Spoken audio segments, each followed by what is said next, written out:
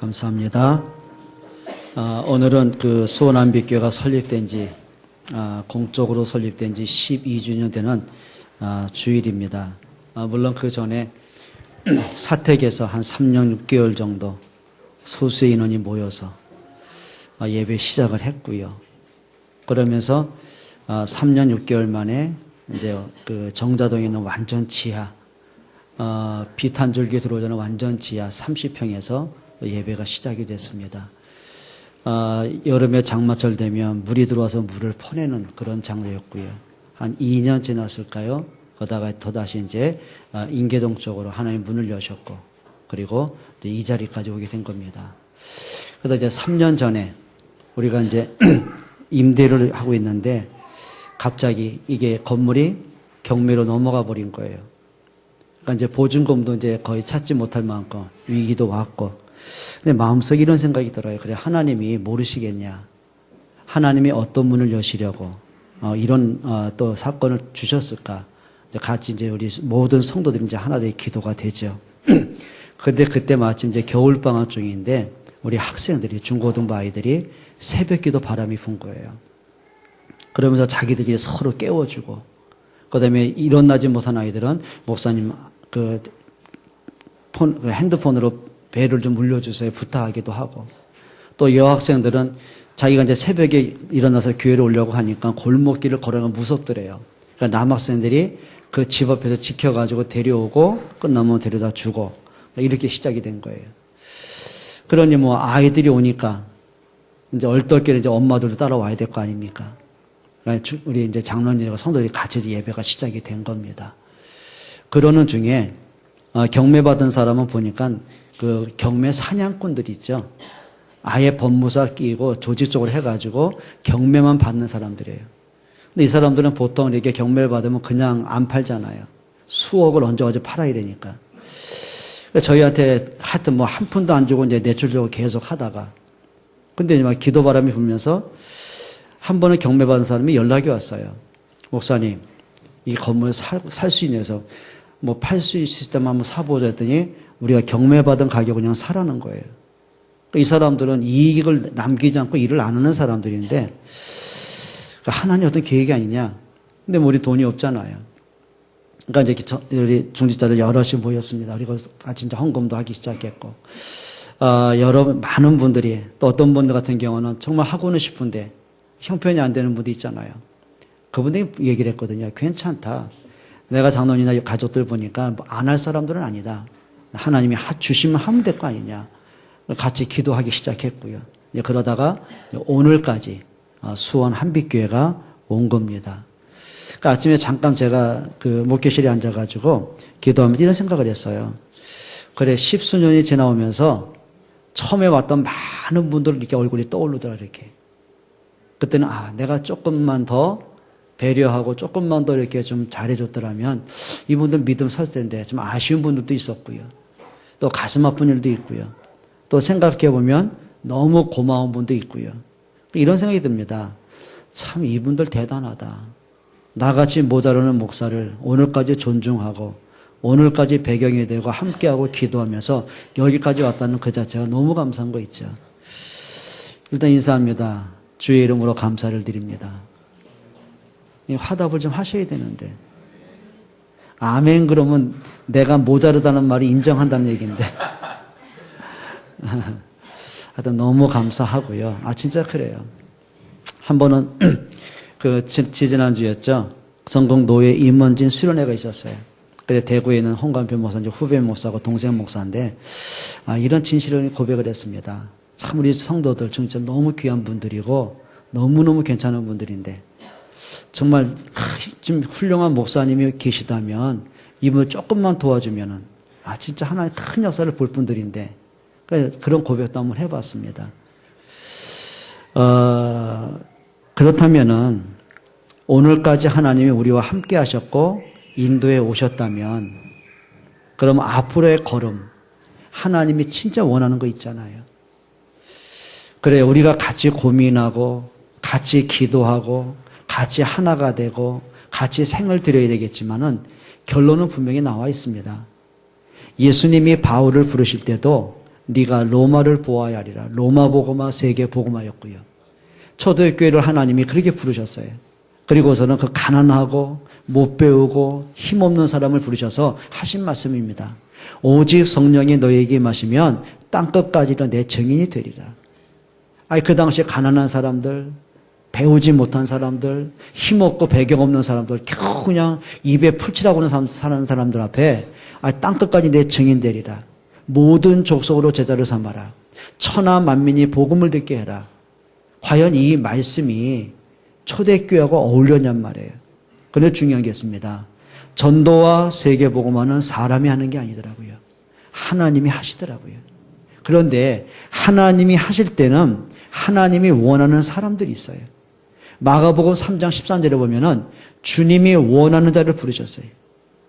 실력 있고 능력 있고 힘 있는 사람을 부르신 것이 아니라 가난하고 그렇죠. 그 당시에 가장 그 밑바닥 계급층이었던 어부인 베드로를 통해서 그렇죠. 사람들이 손가락질하는 그들을 통해서 그들을 부르시고는 예수님 약속하신 거예요. 모든 족속으로 제자를 삼아라. 천하 만민이 복음을 듣게 해라. 마태복음 24장 14절에는 이 천국 복음이 온 세상에 전파되니 그제야 끝이 오리라. 그러니까 제자들이 과연 그 세계 복음화라는 말씀을 들으면서 나하고 맞다고나 생각했겠냔 말이에요. 근데 어느 날 보니까 그 말씀대로 자기들이 응답의 자리에 와 있는 거예요. 저는 이렇게 봅니다. 그래 수원한빛교회가 힘없잖아요. 연약하잖아요. 특별히 뭐 부자도 없고 특별히 뛰어난 사람도 없어요. 다 우리 연약한 분들이거든요. 근데 중요한 게 있습니다. 하나님이 하시겠다는 거예요. 그러면 우리 마음속에 참된 기도 제목과 참된 소원을 담으셔야 됩니다. 그래 어떻게 하면 나를 통해 이 복음이 증거될 수 있을까? 어떻게 하면 내 가족과 내 가문에 내 이웃에 나와 관계된 사람들 이 지역과 세계에 이 복음이 증거될 수 있을까?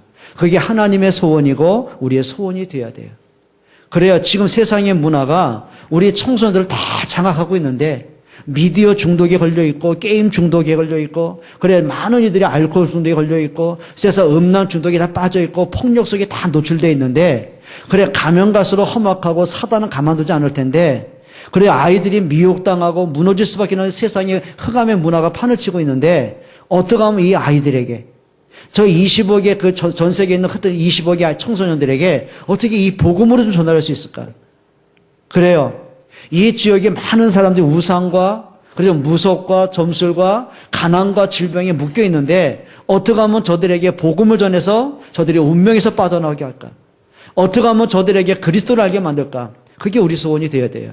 그러면 나를 통해 몇 명이 영접됐느냐?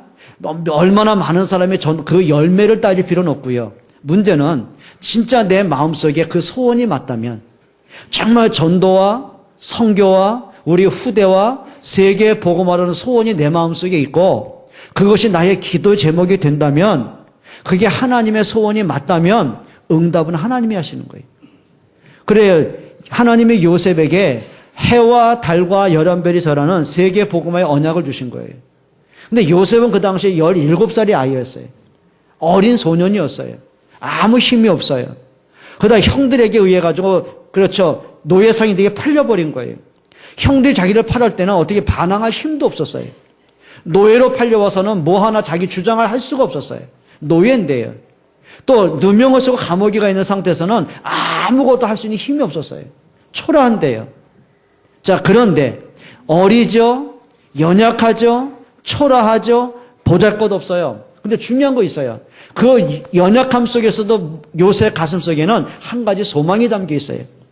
하나님이 나를 애굽에 들여보신 이유가 진짜 뭘까?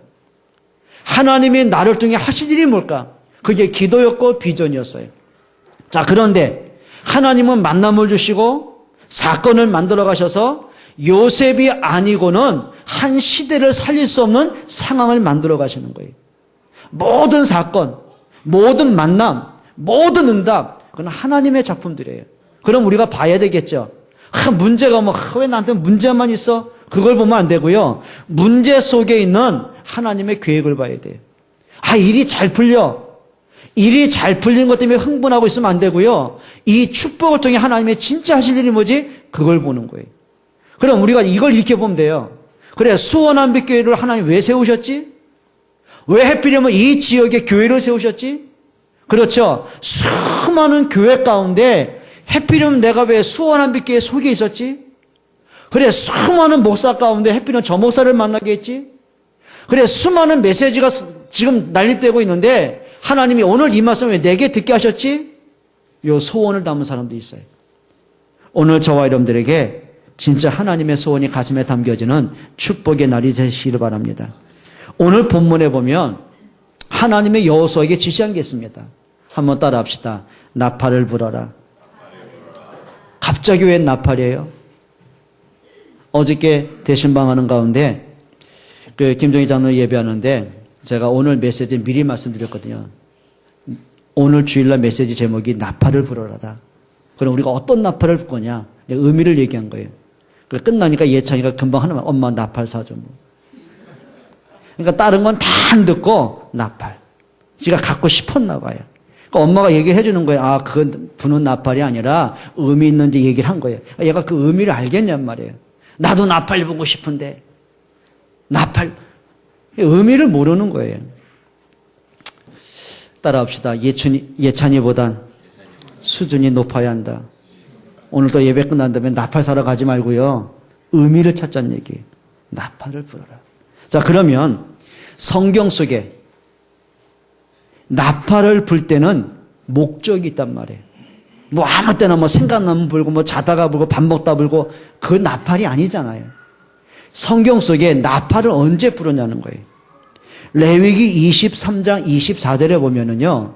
하나님이 중요한 언약을 실행하실 때 중요한 언약, 속죄일이라든지 유월절, 수장절, 그렇죠. 이런 의미 있는 것을 하나님이 말씀하실 때 그때마다 모든 사람이 듣고 경각심을 갖고 아, 오늘이 그날이구나. 오늘이 이 기념할 날이구나. 그리고 모든 백성이 모여서 하나님의 말씀을 붙잡도록 나팔을 불었어요. 잊지 마라. 유월절을 잊지 마라. 오늘 속죄일을 잊지 마라. 오늘은 거룩한 성일이다. 잊지 마라. 하나님이 너에게 하신 일을 잊지 마라. 그때 나팔을 불어줬어요. 그리고요. 잠자는 자들을 깨울 때 나팔을 불었어요. 자, 그걸 영적으로 말하면 그렇죠. 영적으로 잠들어 있는 우리에게 하나님은 나팔을 계속 부는 거예요. 강단을 통해 나팔을 불어요. 불신앙하는 나에게 말씀을 통해 나팔을 부셨어요. 이 말씀을 통해서 깨어날 수 있는 힘을 얻으시는 거예요. 민수기 10장 2절에 보면 전쟁을 알릴 때 나팔을 불었어요. 그러면 전쟁이 터졌을 때 적이 쳐들어왔을 때 그냥 들어온 거 아니겠죠? 협상하러 오는 거 아니겠죠? 뭐 하러 오겠어요? 짓밟으러 오는 거예요. 칼로 모든 사람을 살육하러 오는 거예요. 토지를 빼앗고 나라를 집어삼키려고 오는 거예요. 그러면 전쟁 터지면 죽음인데요? 그럼 나팔을 불 때 잠자고 있으면 안 되잖아요. 모든 군사와 백성들이 모이는 거예요. 그리고 적과 대항을 하는 거예요. 왜 그렇습니까? 나를 지켜야 되고 우리 가족을 지키고 나라를 지켜야 되는 거예요. 그때 나팔을 불었어요. 성경에는요, 수도 없는 나팔을 불어요. 영적 싸움에 나팔을 불어요. 그렇죠? 영적인 나팔 소리 듣지 못하면요, 영적인 잠이 드는 거예요. 예를 들면, 저 북한군이 쳐들어왔어요. 근데 불침범이 나팔을 불어야 이 사람들이요. 그럼 나팔을 안 불면 어떻게 되겠냔 말이에요. 적에 외치면 알려야 되는데요. 그럼 다 죽는 거잖아요. 또 언제 불었냐면 군사를 소집할 때예요. 민수기 10장 2절에 보면 군사를 모집할 때예요. 그럼 지금 적군이 쳐들어와요. 군사를 모집하는 나팔을 부는데 내가 살겠다고 도망치면 어떻게 되겠어요? 그게 과연 사라지겠냔 말이에요. 그래서 성경에는 이런 다양한 목적을 갖고 나팔을 불 때가 있어요. 그리고 민수기 10장 10절에 보면은 중요한 언약을 선포할 때. 그 말은 뭐냐면 우리가 잊어서는 안 될 것들. 하나님이 우리한테 꼭 알려주신 말씀을 선포할 때 나팔을 불었어요. 여러분 오늘도 하나님이 여러분에게 나팔을 불고 있어요. 어떻게 불까요? 지금 제가 나팔 불잖아요. 그럼 나팔 소리를 듣고 말씀을 듣는 사람들이 있단 말이에요. 그냥 막연하게 오늘 목사님 왜 하필이면 나팔 얘기를 해? 나팔 그러고 지나갈 사람이 있고 그래. 하나님이 오늘 저 목사님의 입을 통해서 왜 저 말을 하게 했을까? 하나님이 나의 영적 상태를 어떻게 바꾸실 것인가? 내가 바꿔야 될 영적 상태는 뭔가? 내가 붙잡을 메시지는 뭔가? 오늘 내가 한 주간 동안 기도 제목이 뭘까? 그래, 이 말씀을 내가 실천할 내용을 뭘까? 찾는 사람이 있어요. 그 말은 뭐냐면 나팔 소리를 듣고 반응하는 사람이에요. 그래요. 적이 쳐들어왔을 때 나팔을 보면 군사가 나가야 되잖아요. 잠든 사람 다 깨어나야 되잖아요. 누워있으면 안 되잖아요. 마찬가지거든요. 오늘도 말씀을 듣는 여러분들이 반응할 수 있기를 바랍니다. 말씀을 듣는 여러분들이 일어날 수 있기를 축원합니다. 크게 두 번째입니다. 오늘 성경에는 뭐냐면 모든 사람이 나팔 소리를 다 듣게 해라. 다 듣게 해라. 그렇죠? 나팔 소리는 도시에 있는 사람이나 지방에 있는 누군지 듣게 해라. 그러면 그 나팔 소리 하나 갖고 전 지역이 듣는 게 아니잖아요. 예를 들면 이런 겁니다. 자, 적이 들어오면 전방에서 봉성리랍니까? 성을 이렇게 그걸 뭐라고 그래요? 봉화대라고 그러죠? 불을 지핀단 말이에요. 그러면 산 봉우리마다 봉화대가 다 있단 말이에요. 그러면 저쪽 전방에서 봉화대가 불길이 올라오면 어떻게 돼요? 그 다음 또 태워야 돼요. 근데 그 다음에 이게 중단이 되어버리면 어떻게 되겠어요? 한양까지 전달이 안 된단 말이에요. 그 당시에 무슨 정보 통신이 없으니까. 뭐 전화가 있습니까? 없잖아요. 그러니까 봉화대를 가지고 모든 연락을 취한 거예요. 그러면 봉화대를 담당한 사람이 잠자고 있으면 어떻게 해요? 술에 취해 있으면 어떻게 되겠어요? 그러면 나라 전체가 쑥대밭되는 건데요. 무슨 얘기죠? 다 듣게 해라. 전방에서 봉화 같으면 그 다음 봉우리에서 그게 연결돼가지고 한양까지. 그리고 저기 앞에서 뭐죠? 전방에 있는 성에서 지키고 있으면 그 다음에 후발대가 도와주기도 하고. 그게 무슨 얘기입니까? 다 듣게 해라. 오늘 성경 한번 보겠습니다. 여호수아 3장 7절입니다. 3장 7절입니다. 여호와께서 여호수아에게 이르시되 내가 오늘부터 시작하여 너를 온 이스라엘의 목전에서 크게 하여 내가 모세와 함께 있었던 것 같이 너와 함께 있는 것을 그들이 알게 하리라. 그리고 8절에 너는 언약궤를 맨 제사장들에게 명령하여 이르라. 지금이요 하나님이 여호수아에게 나팔을 부시는 거예요. 지금 여호수아의 상태가 어떤 상태냐면은 자 모세를 따라와서 애굽에서 나왔습니다. 그리고 수많은 기적의 현장을 봤습니다.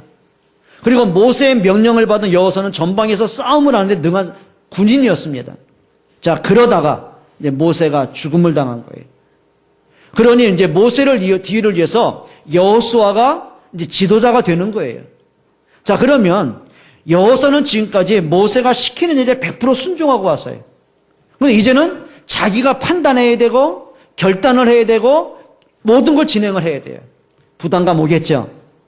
거기다가 이스라엘 백성이 애굽에서 나온 이후에 좀 협조하고 믿음의 소리를 하고 그러면 되는데 단 한 번도 협조한 적이 없어요. 단 한 번도 믿음의 고백을 한 적이 없어요. 늘 기회만 되면 불신앙하죠. 지들은 빠져나갈 궁리만 하죠. 모든 책임을 모세에게 원망하죠. 그리고 하는 말입니다. 애굽에 돌아가자고 하는 거예요. 이 불신앙하는 사람들, 이 변덕스러운 사람들 끌고 가는 자체도 여호수아에게 너무 부담감이었어요.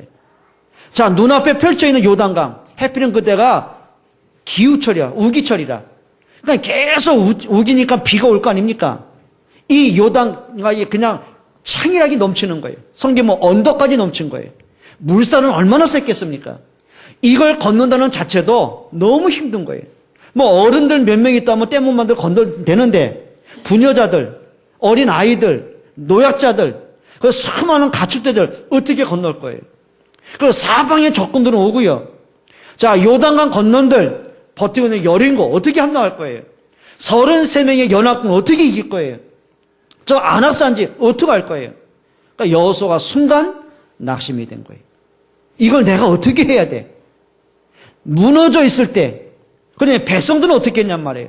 모든 백성들은 아우성치죠, 불신앙하죠, 원망하죠. 지금 여호수아가 혼미해지는 거예요. 어찌할 바를 모르는 거예요. 그때 하나님이 여호수아 1장에 여호수아에게 하신 말씀입니다. 여호수아야, 두려워하지 말라. 내가 모세와 함께한 것처럼 너와 함께할 것이다. 네가 밟는 모든 땅을 너와 내 자손이 영원히 줄 것이다. 자, 하나님 뭘 말씀합니까? 내가 모세와 함께한 것처럼 너와 함께할 것이다. 그럼 무슨 얘기죠? 출애굽 누가 했냐? 저 애굽의 바로 누가 꺾었냐? 모세가 꺾었냐? 하나님이 꺾으셨어요. 출애굽 모세가 했냐? 하나님이 하셨어요. 홍해 모세가 갈랐냐? 아니, 하나님이 가르셨어요. 광야길은 너희가 인도했냐? 아니요, 하나님이 하셨어요. 그걸 얘기하는 거예요. 하나님이 내가 출애굽한 것처럼, 내가 홍해를 가르게 한 것처럼, 이렇게 모세를 쓴 것처럼 내가 너를 통해 할 것이다. 그러니까 여호수아가요, 그 말씀을 듣고 나는 순간 지난날에 있었던 하나님의 역사를 생각하는 거예요. 하나님이 하신 일을 생각하는 거예요. 자, 그러면서 여호수아가 일어나기 시작합니다. 그 여호수아 입에서 또 나팔을 불기 시작하는 거예요. 자, 여호수아 3장 2절 한번 보세요. 사흘 후에 관리들이 진중으로 두루다니며, 지금 하나님의 여호수아에게 하신 말씀을, 지금 여호수아가 지금 말하는 중지자입니다. 중지자들에게 또 나팔을 불었어요. 자, 역시 무너져 있고 낙심하고 절망하고 불신앙하던 중지자가 일어났어요. 힘을 얻었어요. 그리고 뭐 하죠? 진중으로 두루다니며, 그래야 모든 사람들이 불신앙으로 엎드려져 있을 때, 낙심하고 절망하여 무너져 있을 때에 장로들이 그들을 깨우기 시작하는 거예요. 뭐라고 얘기합니까? 그냥 일어나자, 힘내자, 격려한 게 아니요, 근본을 말하는 거예요. 3절 보세요. 지금 장로들이 하는 얘기죠. 백성에게 명령하여 이르되, 너희는 너희 사람 레위 사람 제사장들이 너희 하나님 여호와의 언약궤 매는 것을 보거든 너희가 있는 것을 떠나 그 뒤를 따르라. 뭘 얘기하죠? 제사장들이 어깨에 언약궤를 매는 걸 보거든 따라가라. 언제까지 불신앙할 거냐? 일어나라. 말씀 따라가라. 나팔을 불기 시작하는 거예요. 나팔 소리 누가 듣게 해야 돼요? 다 듣게 해야 돼요. 오늘 저와 여러분들이 이 말씀 앞에 엎드릴 수 있기를 축원합니다. 그래요. 강단에서 말씀이 선포되잖아요. 그러면 이 말씀을 다 깨닫겠습니까? 이 말씀을 다 기억하겠습니까? 하다못해요, 여기 있는 분들 제가 여쭤볼죠. 지난주 말씀의 본문이 어딘지, 제목은 뭔지, 뭐 1대지, 2대지, 3대지 뭔지 물어보면 아마 고개 숙일 분들 태반일걸요. 거의 뭐 생각 안 하는 분이 많아요. 한번 물어보십시다. 한번 대답 좀 해봐요. 이렇게 크게 벌리면 틀릴 수 있으니까 제가 입 모양을 볼게요. 한번 입 모양을 한번 해봐요. 제목은 뭐예요? 응? 컨닝 안 했어요? 왜 여기 대답들 안 해요? 본문은 어디예요?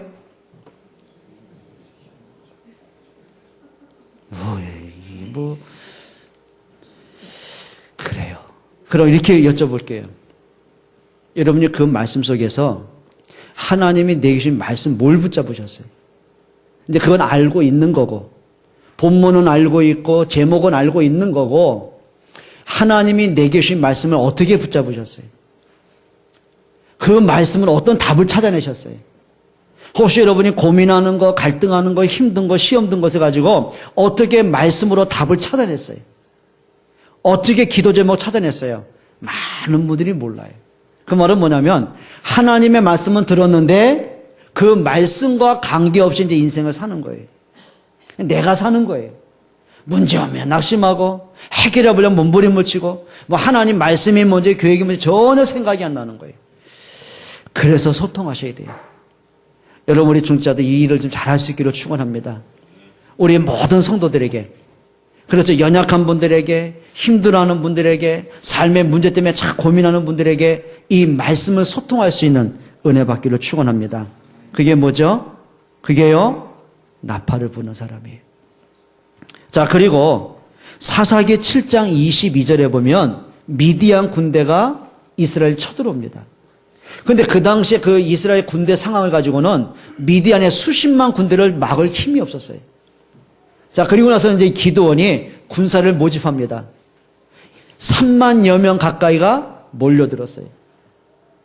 근데 하나님이 그 가운데 군사를 추리라는 거예요. 그리고 광고하라는 거예요. 너희 가운데 전쟁 때문에 두려워하는 사람 있냐? 죽음에 대해서 두려워하는 사람 있냐? 가족 걱정 때문에 고민하는 사람 있냐? 다 돌아가도 좋다. 그러니까 2만 2천 명이 돌아갔어요. 2만 명 넘게 돌아갔어요. 그러니까 12,000명이 남은 거예요. 지금 10만 명이 있어도 지금 긴장할 판에 12,000명밖에 안 남은 거예요. 또 하나님 두 번째 또 명령하십니다. 또 추려라. 이들을 시냇가로 다 데리고 와라. 그리고 물을 마시게 하라. 그리고 고개를 쳐박고 허겁지겁 먹는 사람 구별하고 손으로 살살 떠가지고 입에다 사방을 둘러보는 사람을 추려라. 그 말은 뭐냐면 그냥 뭐 전쟁터에 앞뒤에 발가릴 거 없고 그냥 머리 쳐박고 먹는 사람 있잖아요. 근데 사방을 경계하면서 군인다운 사람이 있거든요. 그들을 선별해라. 딱 뽑았더니 300명이요. 300명. 나머지는 다 돌려보냈어요. 기가 막힌 거 아닙니까? 수십만의 미디안 군대들하고 300명이 어떻게 붙겠어요? 그러니까 하나님이 기드온에게 지시를 하십니다. 자, 그들을 모아라. 그리고 횃불을 들게 하라. 항아리로 덮어라. 그리고 미디안 진영을 몰래 기습에 포위를 해라. 그리고 나팔 소리가 나거든.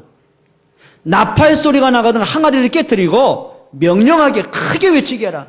여호와를 위하고 기드온을 위하게 하라고. 여러분 같으면 하겠어요? 300명이 수십만을 대항하겠어요? 기드온이 확신 왔어요. 그리고 하나님 말씀 붙잡고는 자, 횃불을 들고 항아리로 덮고는 미디안 군대를 몰래 이제 사방으로 이제 포위를 합니다. 그리고 나팔 소리를 외칩니다. 나팔 소리 신호를 가지고 모든 사람이 항아리를 깨뜨립니다. 횃불을 높이 듭니다. 그리고는 미디안 군대를 향해 외친 말입니다. 여호와를 위하고 기드온을 위하라. 또 이 사람들이 미디안 군대가 잠을 자다가 사방에서 횃불과 더불어 나팔 소리는 나죠. 그러니까 이들이 착각을 한 거예요. 캄캄한 밤이죠. 서로가 적인지 아군인지 분별이 안 되죠. 그러니까 이들이 뭐라고 하냐면은 이 기드온이 그래 저 강대국에 원병을 요청해 온 것이다. 큰일 났다. 일어나면서 잠결에 찌른 거예요. 근데 지들끼리 찌른 거예요. 그러니까 이 기드온 군대 300명은 싸우지도 않고 이기게 된 거예요. 한 가지 한 겁니다. 불신앙 버린 겁니다. 말씀 붙잡은 겁니다.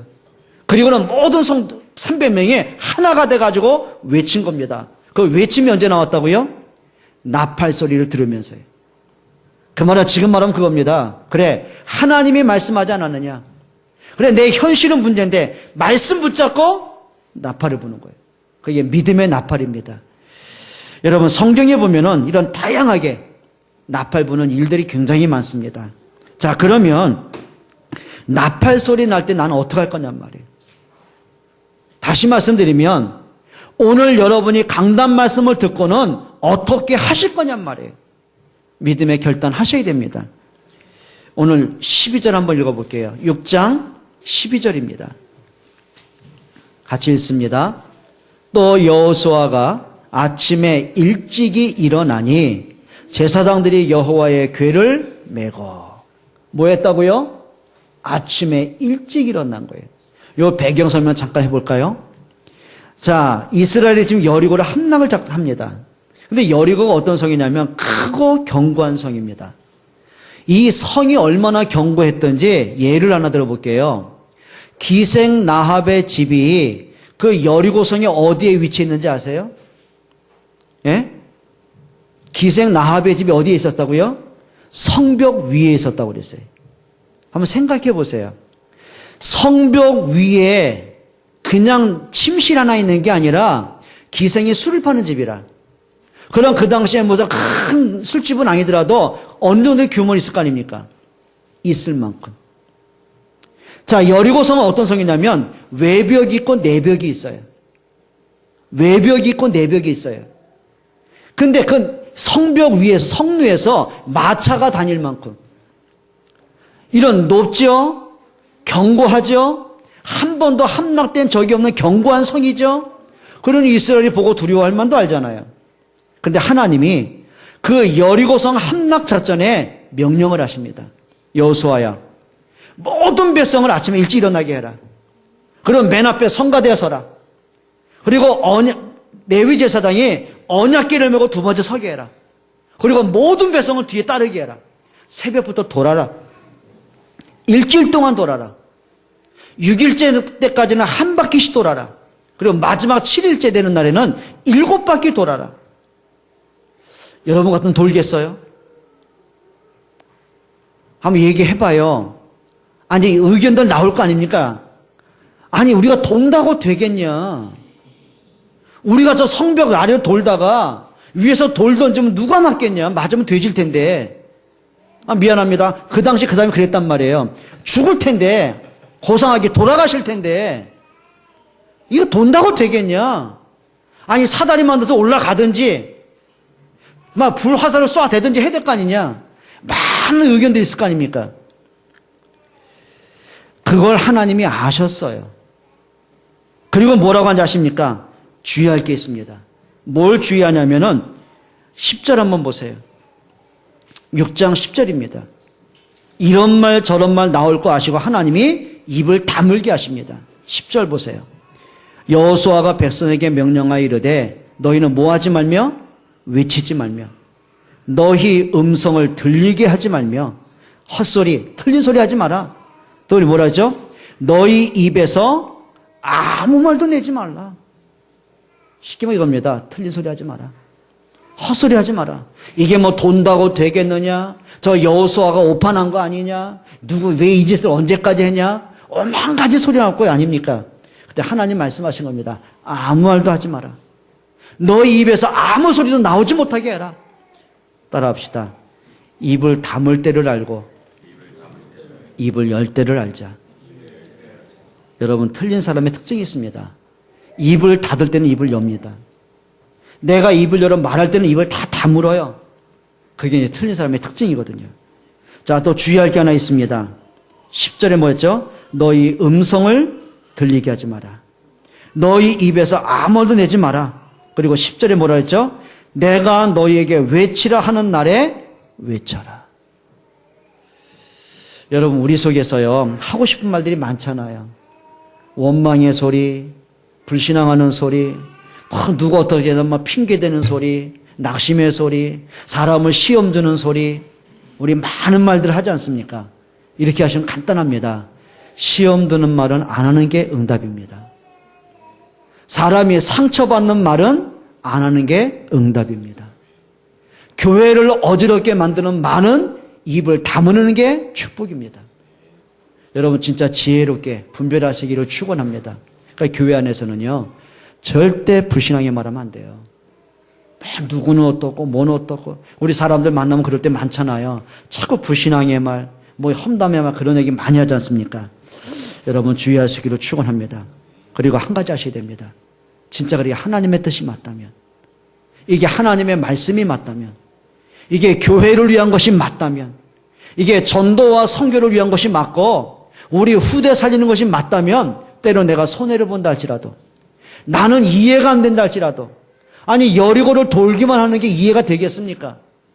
그것도 그냥 한두 사람이 말 타고 돌면 간단한데, 그래 수십만의 사람들이 횡을 줄을 서가지고 돈다는 게, 그것도 그 광야의 떼약볕 아래서, 그리고 저 사람들의 돈이 얼마나 먼지는 알겠습니까?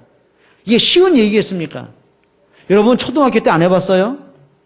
4, 50명이 줄 하나 서는 것도 한참 걸려요.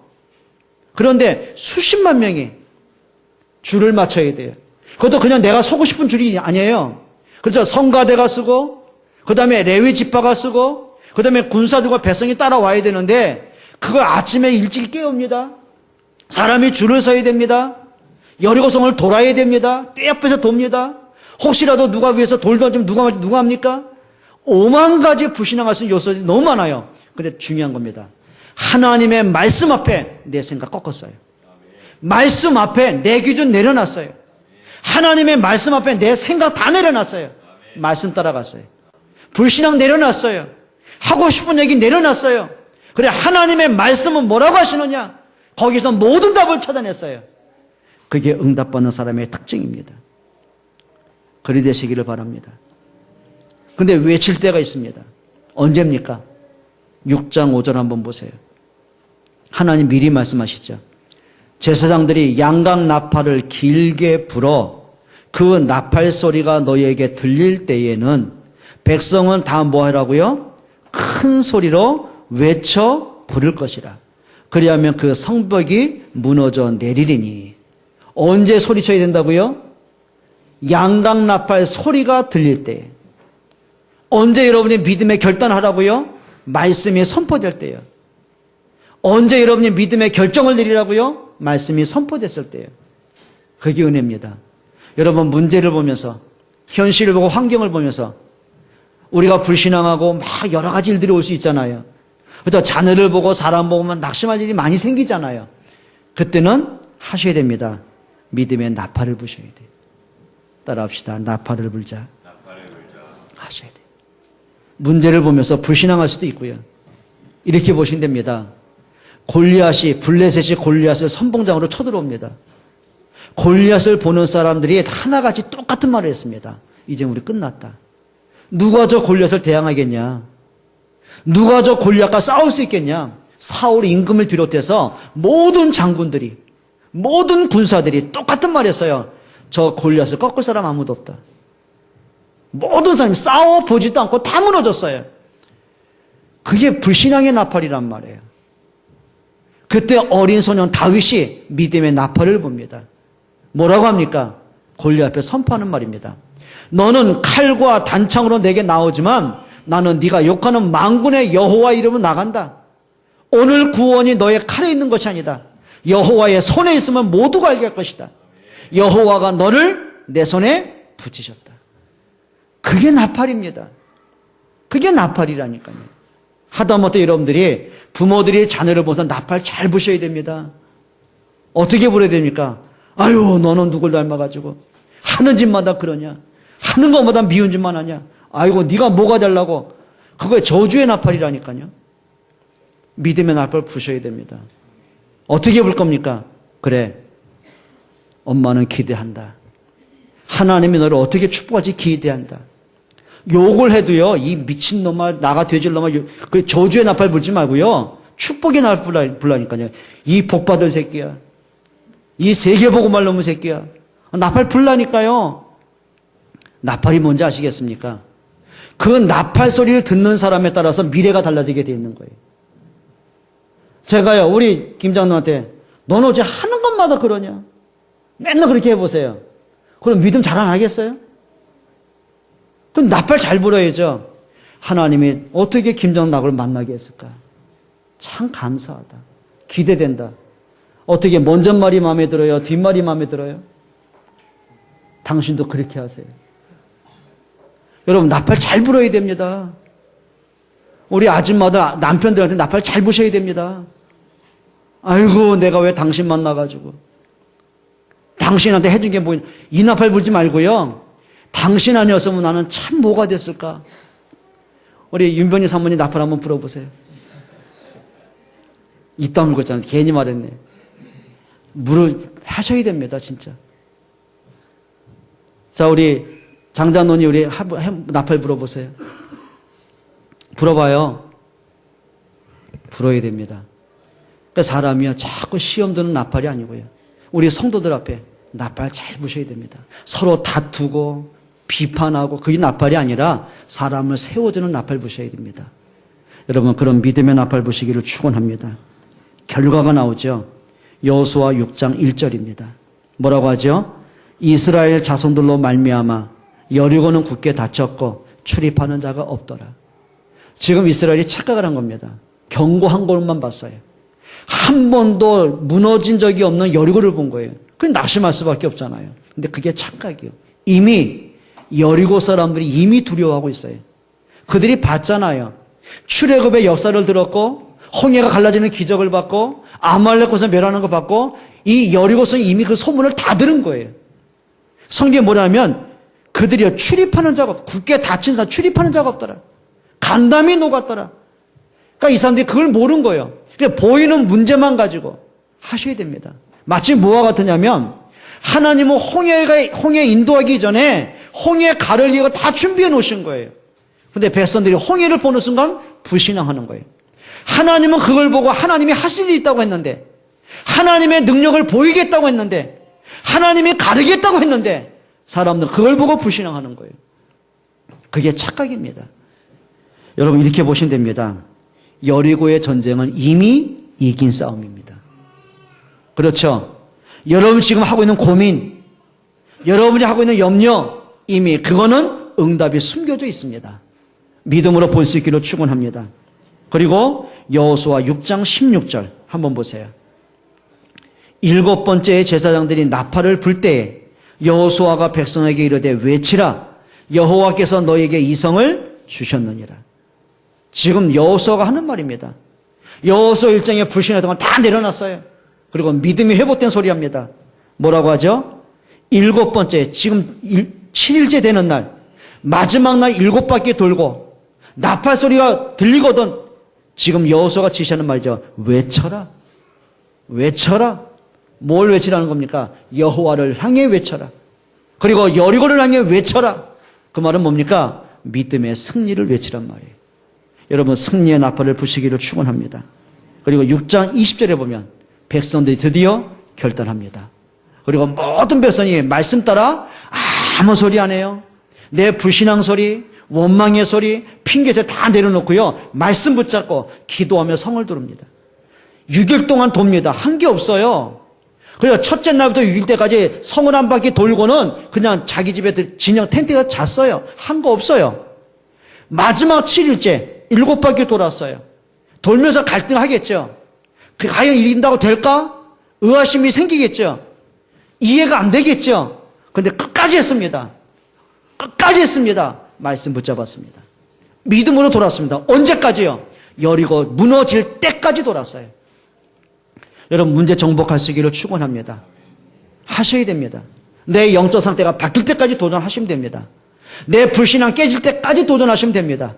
그 문제가 하나님의 축복으로 바뀔 때까지 도전하시면 됩니다. 믿음의 나팔 분명하게 부시기를 바랍니다. 우리 옆에 분과 인사하십시다. 믿음의 나팔을 붑시다.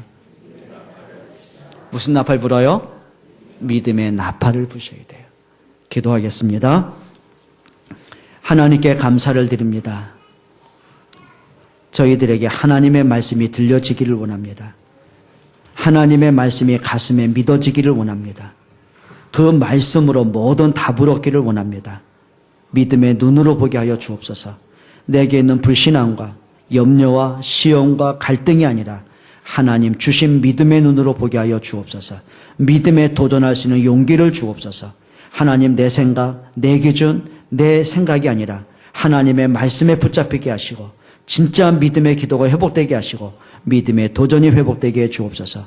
문제 속에 하나님의 계획을 보게 하시고 하나님의 축복을 누리게 해 주옵소서. 하나님의 살아계심을 증거할 수 있는 은혜를 주옵소서. 예수 그리스도의 이름으로 기도합니다. 아멘.